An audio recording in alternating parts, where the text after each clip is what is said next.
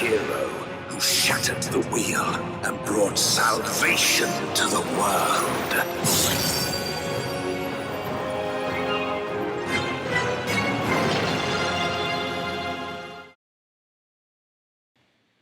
Welcome, travelers! Thank you so much for joining me here today as we are going to be covering everything that we know so far with the update to the special site of 6.5. So I was checking the logstone today just because I do that every day just to see if we get any new information, and I was pleasantly surprised to find out we did get an update for information for 6.5. I guess we should have seen that coming because next week we are going to be getting the next letter from the producer, which is going to be talking all about it. And I'm hoping that we can get the trailer as well as the proper release date for when it's coming out. So as we know, 6.5, just like all the other previous X.5 series, is going to be put into two patches, part 1 and part 2. So this is going to be part 1, and it's known as Growing Light.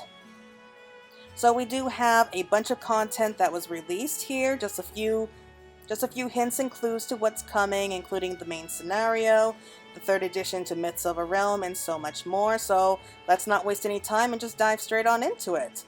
So first things first, I do want to talk about the cover art for this patch. We did get that a little while ago, but it's of Zero surrounded by all the friends that she met throughout her journey ever since that we first found her. And I've been really interested in Zero's progression here. I think this is really more symbolism at this point, because you see the characters that's surrounding her are the characters that really seem to have had a major impact on her character since she met them. So I'm not entirely convinced that we will be getting like the twins or Julius coming along with us to the Void, or maybe even seeing them in this patch. And I do think it's really more of symbolism of her really coming back in touch with her humanity and maybe really fully understanding like what it means to be a human and to be self-sacrificing and to have friends who support you, and just the whole idea of trust. That's what I personally feel is the symbolism on that front. But if you can see, Zero standing in a golden field with a bright light like the sun shining behind her. So this does lead me to believe that we will be bringing back some form of light to the 13th. Exactly how we do that and how much light is released is anyone's guess at this point. But yeah, I do like the cover art, so let's go ahead and just talk a little bit more about what we know so far. We do know it's coming in early October. If I had to guess, I would say it would be as early as October 3rd. So I'm betting that's when the release date is. And we do have a couple screenshots on the main scenario. So on to Abyssal Depths, Shine Hope Anew. So the first screenshot we already have seen before, and that Zero is here in the first, and we're accompanying Reen to the Crystal Tower. As to why we're able to bring Zero with us, not sure how that's possible, but then again, she is part Void Sense, so maybe she can just hitch a ride with the Warrior of Light. Why we're here heading to the tower is another story, but if I had to guess, I would say we will be channeling a powerful source of light from here in the first and use the tower as a kind of conduit to send it over to the source. Yeah, I don't know how they plan on doing that whole thing. I'm sure Gishtola has it all figured out. But the second screenshot is really interesting because here we are in Am-Narang, and if you remember from the story of Shadowbringers, which I'm pretty sure everyone out there does, this is where Minfilia was kind of waiting for us. She was waiting for Reen to appear, and it's where we last saw her. The light here in Am-Narang seems to be strongest. So I'm guessing we are going to be having some kind of interaction with the crystalline wave of light that we have just kind of sitting there waiting for us. I guess I kind of need to apologize to my friend because she kind of came up with the theory that maybe we can use that wave of crystal light as a way to kind of bring it back to the 13th, and I kind of brushed the whole idea off because I felt that it was just too obvious an answer, but I guess maybe there is some truth to that. So the Warrior of Light's victory over Golbez proved hollow, for it did nothing to stop the awakening of Zeromus. Its strength was beyond reckoning, clad in darkness nigh impenetrable. Indeed, not save resplendent light could pierce such a tenebrous veil. and so the Warrior of Light seeks aid from their allies in the First. So yeah, that's going to be exciting to see. But moving on to the new challenges, we are going to be getting the third and final round of the Alliance raid, Myths of a Realm. So this is going to be part 3, Thaleia. And this, I'm pretty sure, is going to be covering the Heavens of Water and Wind. So here we have our first look at the Heaven of Water, and it looks gorgeous. Indeed, I am really excited for this. I have high hopes for this story. Everything about this has just been amazing so far. The story I really enjoyed, but really they kicked it up a notch when it comes to just the environment. Like, the first few heavens that we went through were spectacular, and I'm not disappointed by what I see here. I wasn't really sure what to think of when I thought of the Heaven of Water, but here we have, it looks like we have Thaleia's urn just pouring out water here, and it's just gorgeous. I'm a little surprised that it's actually so close to Charlian architecture, but yeah, I honestly don't know what's going to be waiting for us. I do know we are going to be facing off against the remaining gods. So we have Thaleia, Limlane, and Oskon. So we're definitely going to be facing against those 3. But then we have this mysterious 13th god, and people seem to think that it is going to be the Watcher. I'm not entirely convinced it is the Watcher. It would be cool if it was, but yeah, I can't wait to see who this 13th god is going to be. And apart from this screenshot, we do have another one, which is going to be us with our little gang here on the moon. So it looks like we are going to be visiting the Watcher himself. And this is nice because I don't think Graha and Kryl have actually been to the moon yet. I know some of the other Scions have, but this is the first time that we actually brought them with us. So that is a really nice touch.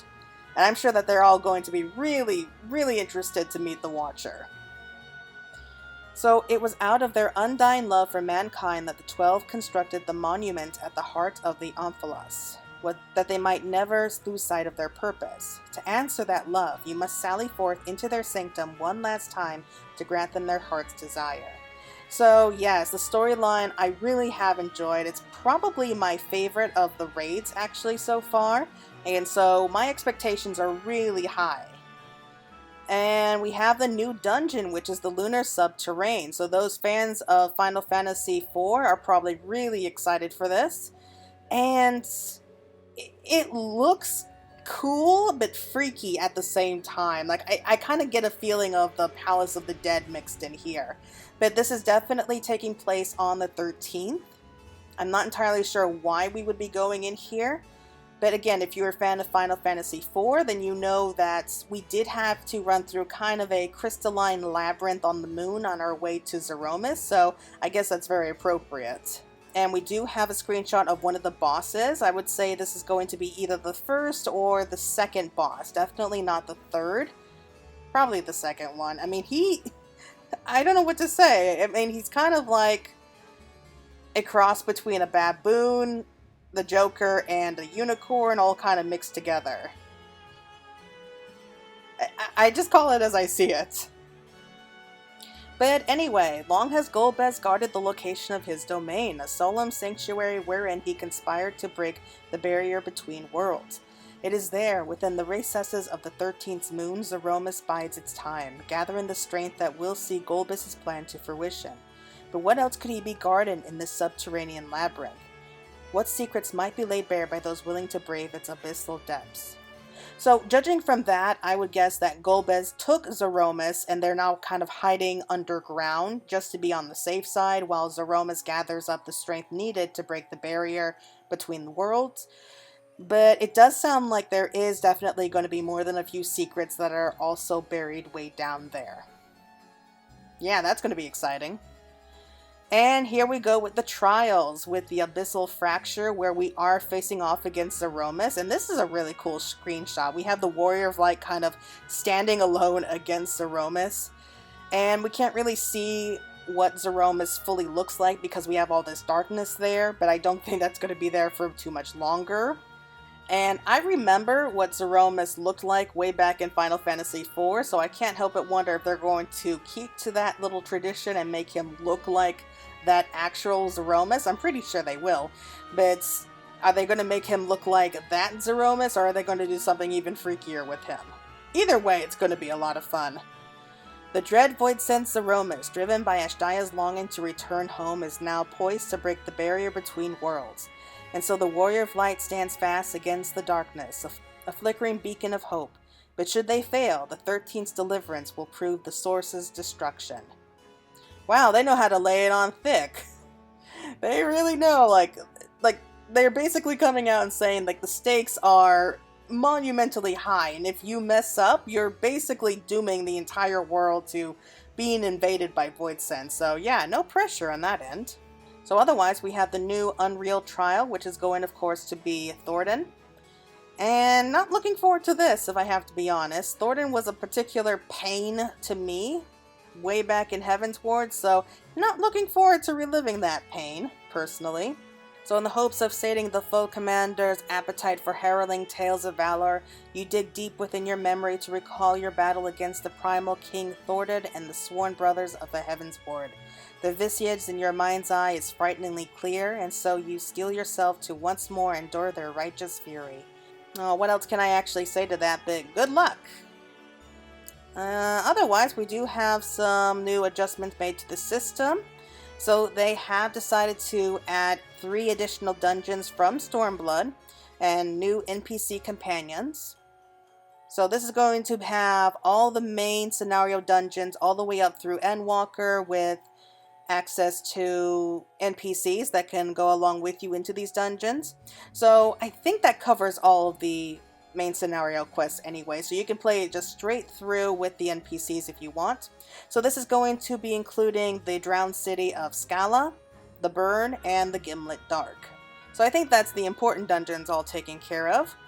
And of course, last but not least, we do have the free trial and the starter edition expansion. So as you know, the free trial started all the way with A Realm Reborn and covered up to Heavensward, but now we're getting Stormblood mixed in, so you can play for free from A Realm Reborn to Stormblood. In fact, do you know the critically acclaimed MMORPG Final Fantasy XIV Starter Edition and free trial now include the entirety of A Realm Reborn, the award-winning Heavensward, and its second major expansion, Stormblood?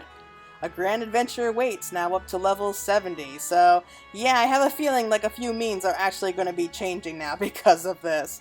But otherwise, that looks like everything that we know so far. So I'm sure that we are going to be getting a lot more information and a few more screenshots as the days progress, especially after we do get the next letter from the producer next week.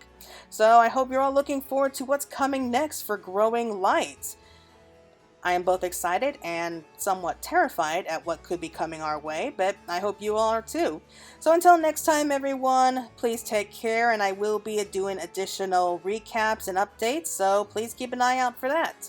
But until next time, everyone, take care.